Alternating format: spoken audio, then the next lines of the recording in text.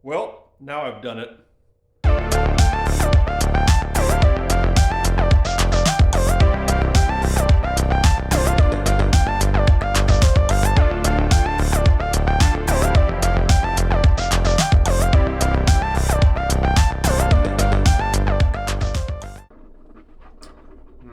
'Thirsty. What should I have to drink? Let's take a look. Hi, Baron Von Pug, the old dog. Hi, Winston. Arizona. No, that's where I want to live, not what I want to drink. Tall can. Nah. Spicy chilada. No. I know.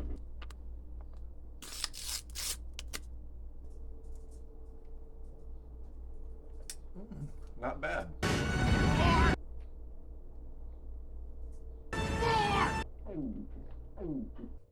When I first saw this thing, I said, "Swing, swing." Before I start, I want to give a huge thank you to the person I purchased this from. They did me a real solid in more ways than one. Not only in helping to ensure that I had an opportunity to purchase this motorcycle, but also give me a really fair and good deal on it. Thank you very much. I genuinely appreciate what you did for me, and I hope that I can provide some good content and feedback on this machine and do it justice. Second thing I want to talk about before I get into this is just sort of the process I went through here. So I knew I had wanted to go to something more dirt oriented. I've got my perfect street weapon with a 1250R. I really like the DRZ as a 50/50 machine, assuming I can get everything sorted out with that at some point. And so I wanted something that was a more focused off-road machine that was much lighter weight. I had gone into my local dealer, we won't say what brand just yet, had them give me a quote. They had some of these in stock, and the quote was, the price was consistent with what everyone is selling them for, but let's just say it was approaching BMW territory, and with that, it's probably already a spoiler. I tried to bring myself to somehow justify that, but I hate going into debt to purchase toys, particularly if there's interest on, I don't like to pay interest on anything that's not going to appreciate. Let's put it that way. I couldn't justify it. It was too much. So I was going back and forth, and I was looking. There's a CRF 450L, which I'd already owned and I already had some issues with, but it was a price I could afford, and I was trying to talk myself back into that machine despite having some real issues that I knew would still be present with it. And then I was on Facebook, and I did what I always do. Our inventory up here is really limited, so we might only see a couple bikes a week, and I'm not a patient man, obviously. So I expanded my search criteria a little bit, and then this baby popped up. And let me tell you, I got excited, and you'll soon see why. So without further ado, let's get on with it. This is the new to me 2021 KTM 500 exc-f 6 days. This machine is like new. It's only got 60 miles on it. It just had the first hour oil change and valve check done, and it is ready to rock. I cannot believe how clean this thing is. Well, I can, because I just told you it's essentially a brand new motorcycle.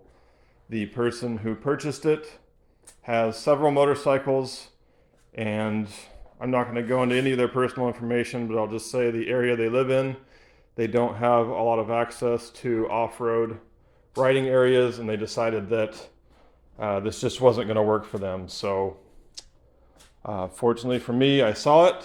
They are willing to hold it for me and gave me a price that I spent every last penny I have to buy this, but it was totally worth it, and it was just a much, much better deal than I could have got on a brand new motorcycle. So I am beyond stoked on this thing. For all the frustration I had with this, this pretty much makes up for it. So, yeah, what can I say? I've decided to drink of the Kool-Aid. I've only taken, this is the first night I brought it back. I haven't had a chance to do anything yet. I barely had time to just record this quick video. Yeah, I mean, I think it speaks for itself. I'm kind of at a loss for words just looking at it. As soon as I brought it home and talked to my wife, she said this. Is that a boner? Yeah, I don't know. That's a strange. What else do I want to say? I only had a chance to ride it very briefly. I took a very short test ride just through the neighborhood where I purchased this. I couldn't get above 4th gear. There was pretty short streets, and I can just tell you, I had already filled a shopping cart at Takomoto with things I thought I wanted to do, and some of the, by stock, this thing has 38 rear wheel horsepower. You can increase the power just by knocking out this screen right here. That is not the spark arrestor. There's also a spark arrestor in there, but you can knock out this screen and pull the reeds out of the intake, add a piggyback fuel controller, which is like 250 bucks maybe. And for 250 bucks, you can add 15 rear wheel horsepower to this thing, taking it up to 53. Also gives it a pretty good bump in torque. But I can tell you just from my short test ride, I do not need to do that yet. This thing already has a lot of power, even in the stock form. I'm gonna ride it with the stock power for a while until I get comfortable on it, and then I'll look at doing power increase. I do have some plans for things I'm gonna do to it because I enjoy that stuff. Mostly those are gonna be protection items, radiator guards, a LED headlight, a rear brake cylinder and rotor guard. The tail tidy actually doesn't, from what I've heard, this actually isn't, holds up decently well. So I had thought I was going to address that, but I think I'm not. The 6 days edition already has a skid plate on it, so I think that's going to work out for now. Like I said, I am going to get something that covers up this and extends down below the disc here. Some hand guards. I'll put some hand guards on it too, of course. Need those already through my double take adventure mirrors that I kept on there. And the most important mod of all was already done. It has a Seat Concepts Comfort XL seat on it already. These things are back ordered. They're like 3 to 4 months out. So that is amazing that is already on there. Yeah, what can I say? I'm still erect. I'm beyond pumped. I'm going to take this thing out tomorrow and go for a ride. I cannot wait. Oh, I am going to throw a larger gas tank on it as well.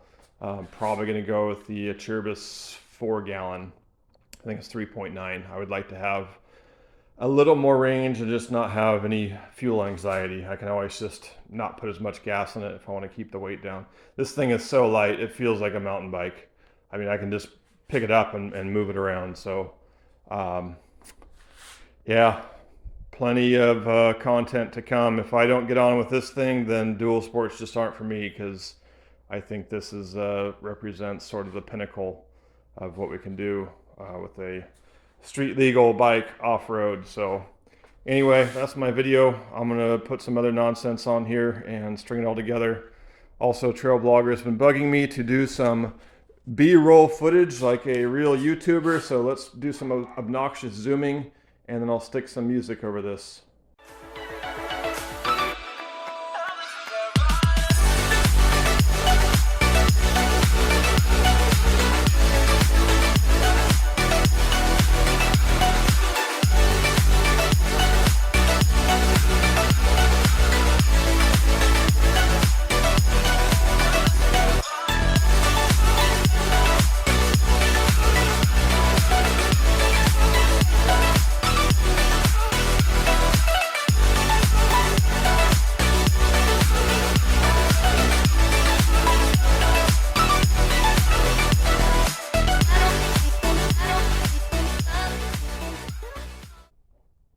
One other real quick thing that I forgot to mention, I did go ahead and put some bar risers on the DRZ. These are Tusk bar risers, raised it up a little bit, and I got some bigger foot pegs to replace these stock foot pegs. I need to wash this thing. I know it's filthy.